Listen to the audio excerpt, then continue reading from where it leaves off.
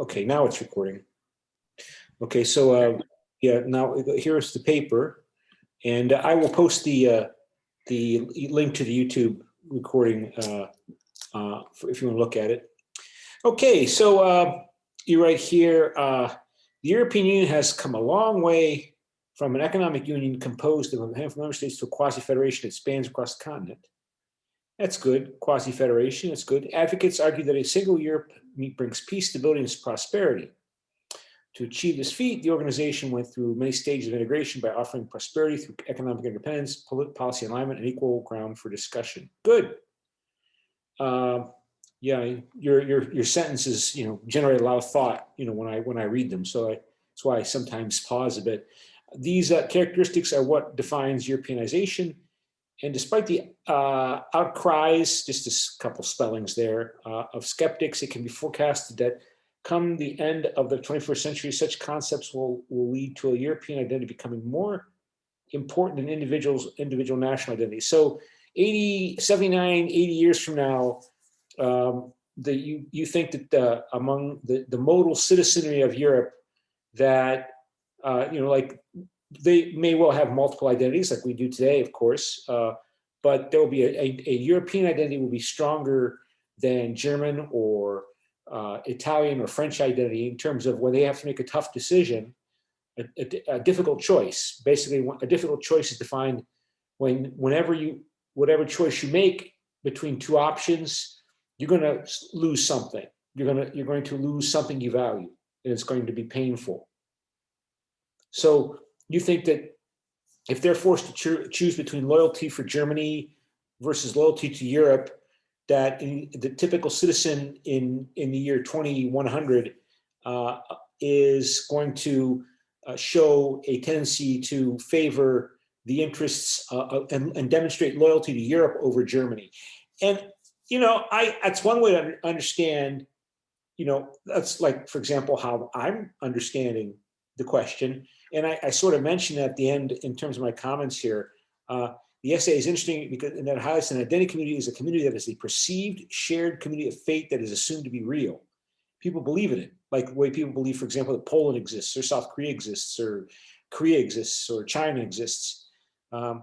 If they perceive that Europe exists, then another issue is how intensely do they believe that it exists in terms of how strongly it affects their difficult choice behavior.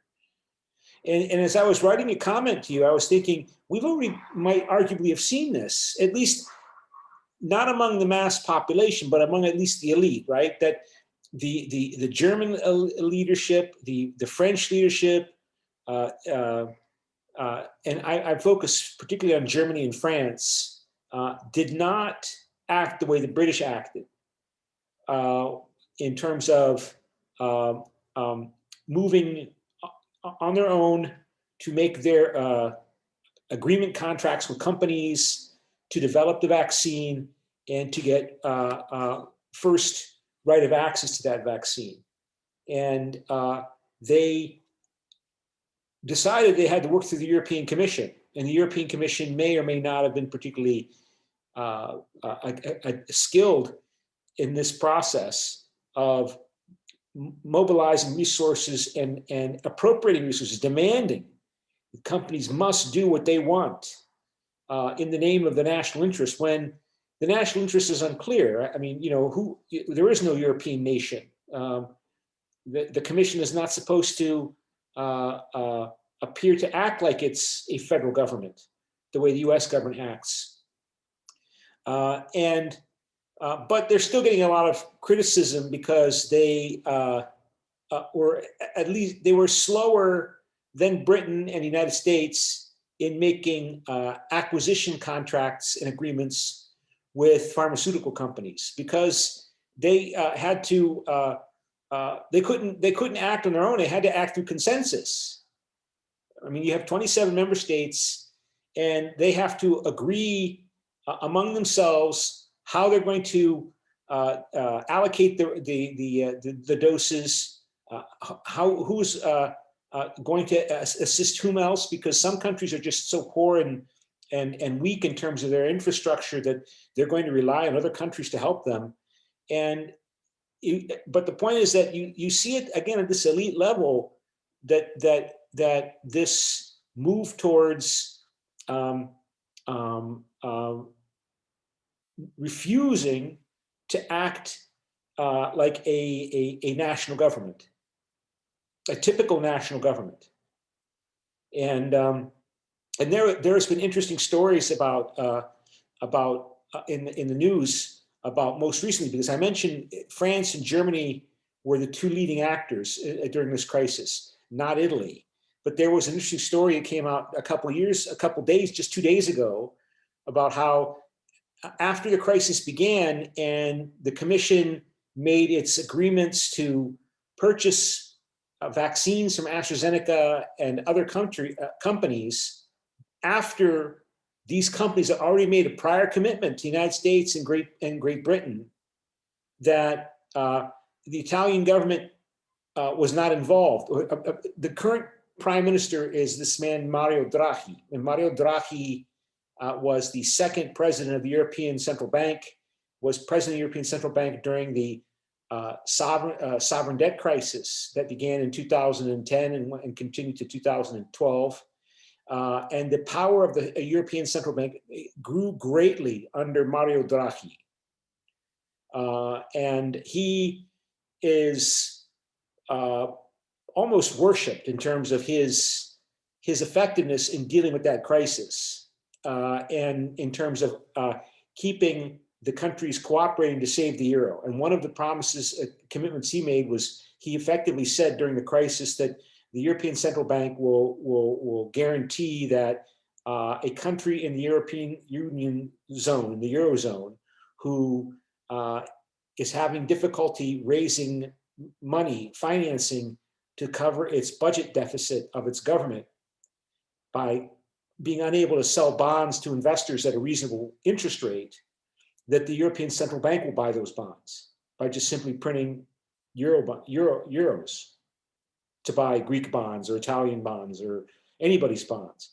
That's basically saying the European Union Central Bank, the European Central Bank is going to do everything it possibly can to, and will defend the euro. And that was a major step. So the point is, then he stepped down a couple of years ago, and I think Christine Lagarde, the former French finance minister, and then Secretary General of the International Monetary Fund, she's now the head of the European Central Bank, and now Mario Draghi was selected to become Prime Minister of Italy and remove the previous Prime Minister. And so the point I'm making is, just 2 days ago, Mario Draghi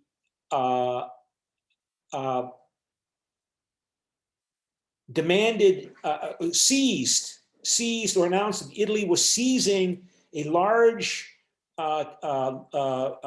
stockpile of AstraZeneca vaccines that were in Italy that was supposedly or evidently supposed to go to Australia.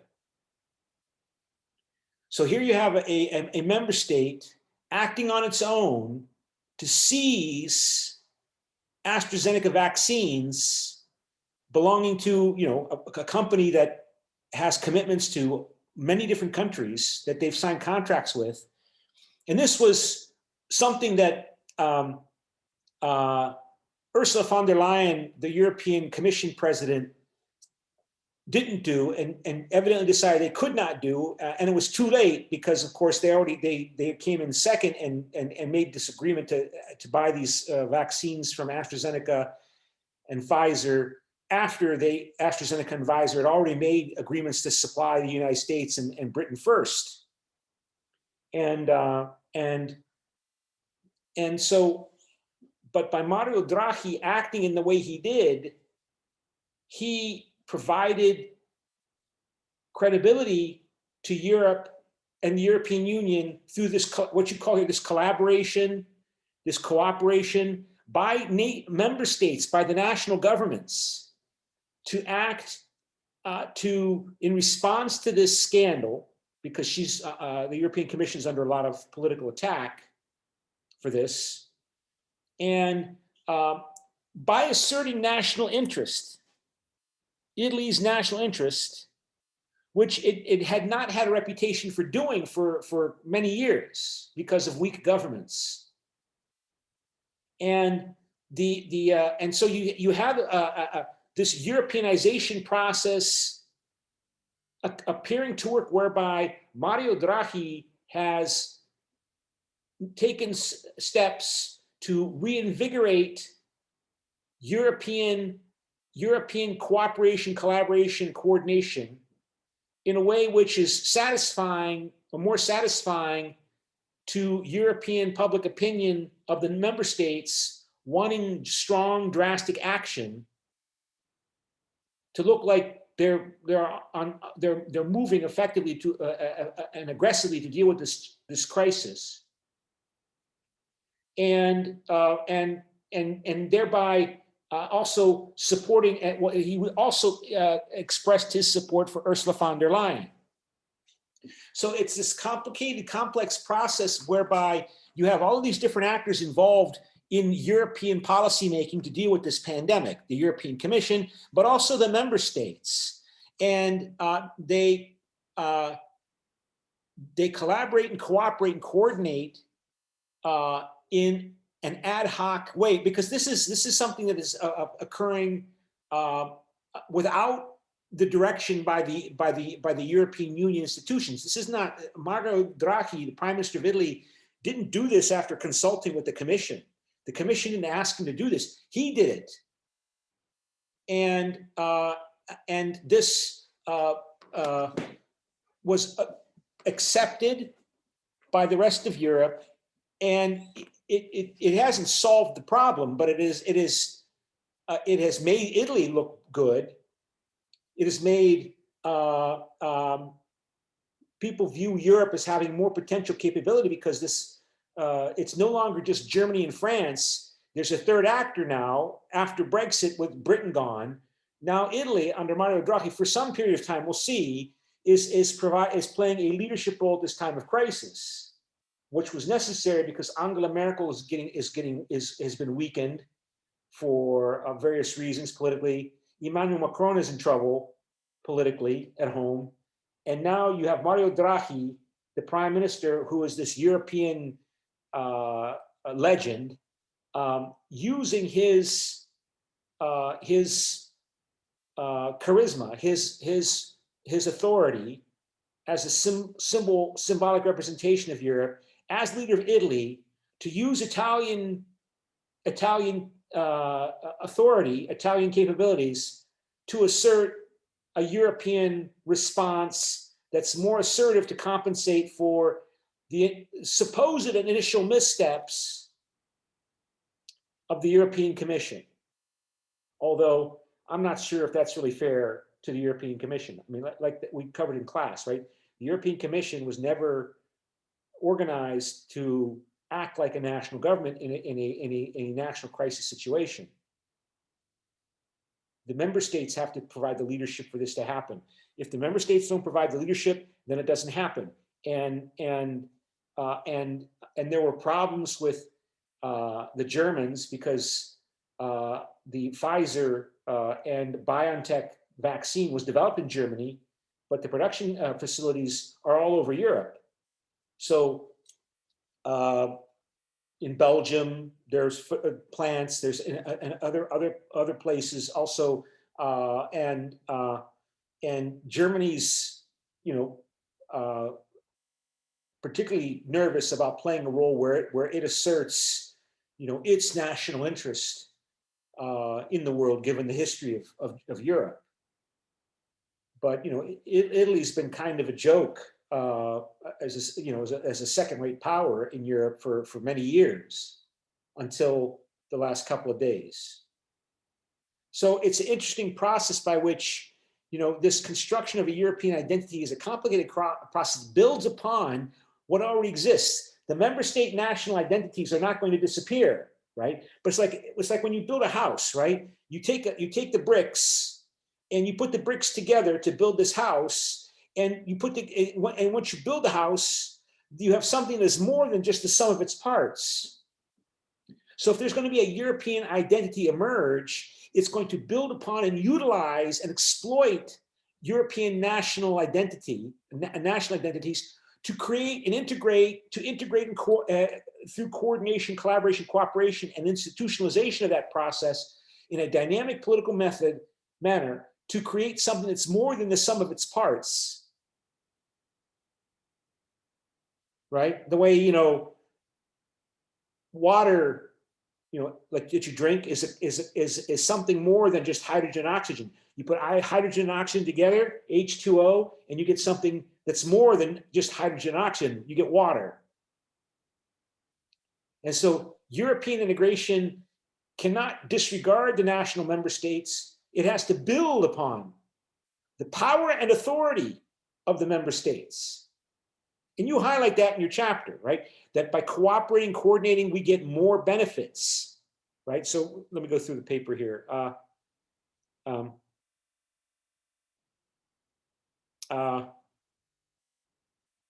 Yeah. Yeah, we just finished the first paragraph. Yeah. I mean, I've been thinking about this obviously because, I've been, like I said, I have to write papers the same way you guys have to write papers. So I just wrote a paper about this. but I sent out the paper a few days ago before this report about Mario Draghi and what Italy's doing now. And I mean, and I think that really illustrates during this crisis time, this process of European identity building through social identity dynamics, interaction. And I have to talk a little bit more about that in class, in social mobility, social creativity, and versus social competition. And okay, so this notion is actually not welcomed by Eurosceptics. There are arguments for less integration of general uniform, less immigration for more domestic jobs, a strong stance against other states, and adherence to traditional values. And every time a or some crisis occurs, so you choose one of those words, each one, is okay. I just want to help you polish your English, your wonderful English skills beyond what they already are. So it's just a matter of, choosing one of those words. Either one's okay. I'll let you do that. Every time a crisis occurs, or some crisis occurs, support for anti-EU sentiment increases. For instance, while German opposition towards the EU remains at 5 to 10%, it hit approximately 20% after the Eurozone crisis. This also rings true in France, where support for the EU halved after 2008 and fell once again after 2015 Paris attacks. See, and that's the point, right? Also, this is an elite-driven process, right? It's a process where if you're Angela Merkel or Mario Draghi or Emmanuel Macron, you should understand nationalism, and we understand nationalism because nationalism is essentially to understand public opinion. You can't understand public opinion without understanding nationalism, and public opinion and nationalism therefore show up in elections. And so there's some concerns about how far you can oppose public opinion. What we do see is that the European Union since 2009 is not willing to have national referendum elections on major on increases of European Union power. Not since, of course, the British had their referendum, but that goes to show why the Europeans have not had referendum. They didn't have a referendum in 2012 when they established basically an international monetary fund for Europe, the European Stability Mechanism, which is a European version of the IMF just for Europe. That's a big expansion of authority and power, and they did it. They created a treaty, and nobody had a referendum on that. Not the French, not the Germans, not the Irish, even though they probably should have. I mean, if you're going to look at what they did in the past, and now with the coronavirus pandemic relief, giving the Commission, through the meetings of the European Council and the member states, governments meet in deciding this on their own, to give the European Commission the authority to issue bonds, to sell bonds, to raise $1 trillion to distribute to the member states to recover from the pandemic. I mean, that's a tremendous increase in power for the Commission. And there's been there's no treaty. There's no treaty. There's no referendum. It's just decided by the governments. and their leaders of the member states.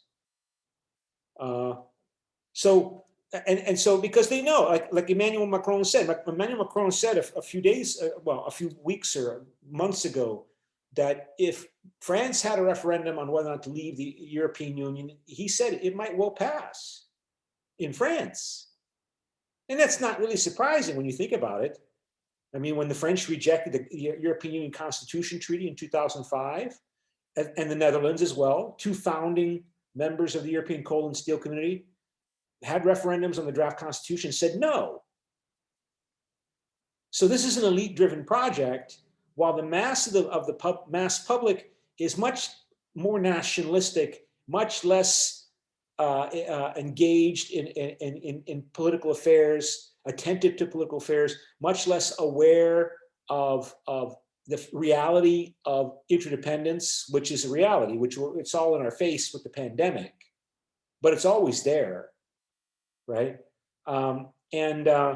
So you get these spikes, but my point is, building a European identity requires strategy, political strategy. And that strategy has to accommodate nationalism, or at least contain nationalism effectively, or circumvent it, or make it associated with liberal values. Remember, we talked about in class how typically nationalism associates with liberal values. You've got to make sure it continues to associate with liberal values.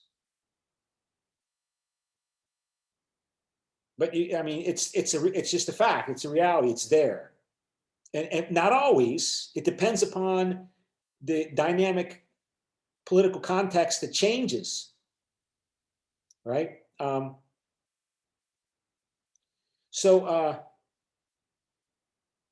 Yeah, but that hits the nail on the head. Every state and system are in fact different. Thus, the union does not need to exhaust itself assimilating groups, rather be group or be ground for dialogue, debate, and at times compromise. The latter being the part that bothers skeptics most.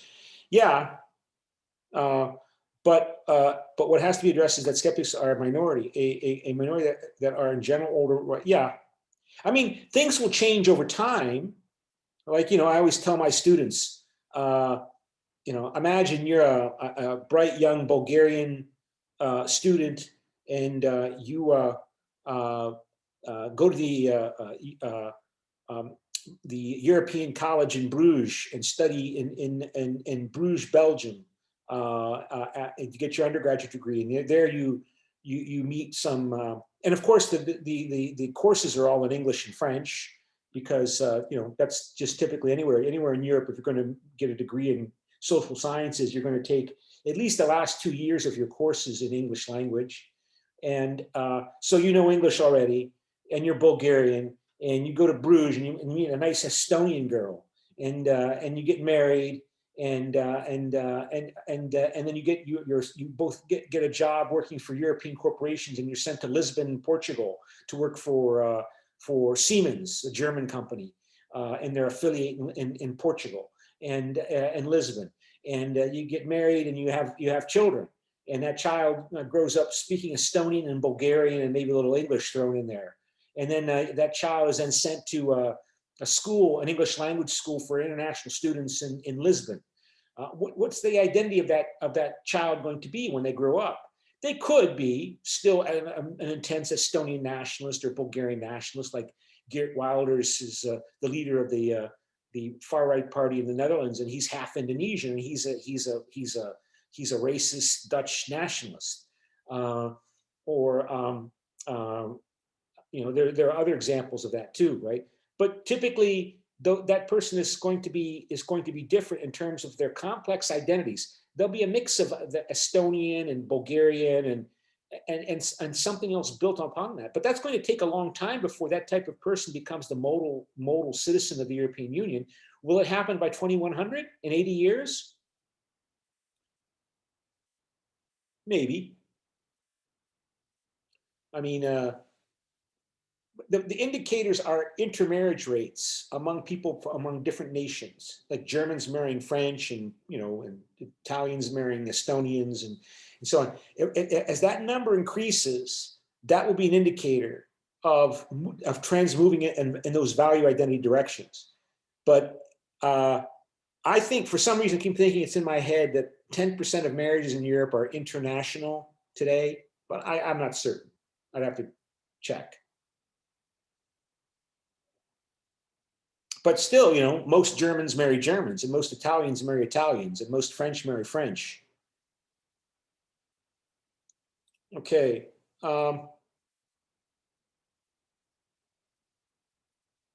Okay. So the EU is an easy target. The struggling working class can easily point their finger at posh bureaucrats and immigrants, right, taking their jobs, but they do not appreciate what that organization has done. Through independence, development, and stabilization, the Union was able to bring peace within its borders. But times have changed. Much of Europe rushes peace out of interdependence or perhaps fear of destruction. If that much change was a possible century, who's to say what will happen in another? So, yeah, I mean, this pandemic and its outcome is going to be really important in terms of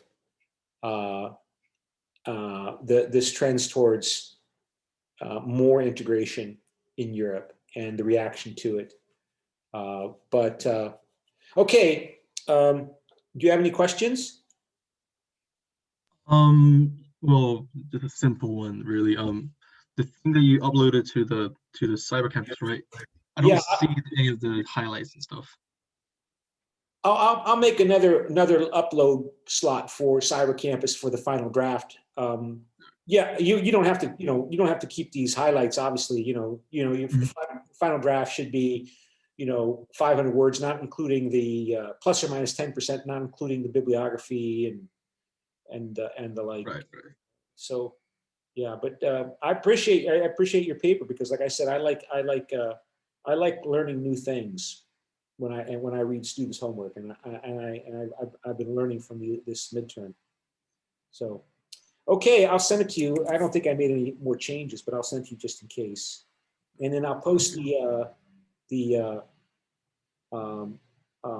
YouTube recording on YouTube so you can look at it if you want to, and so let me find that document there. Go here. Okay, here it is. Okay, if that's it, then I'll stop the meeting. Okay. Thank you very much, sir. Okay, bye-bye. Yep. Bye-bye.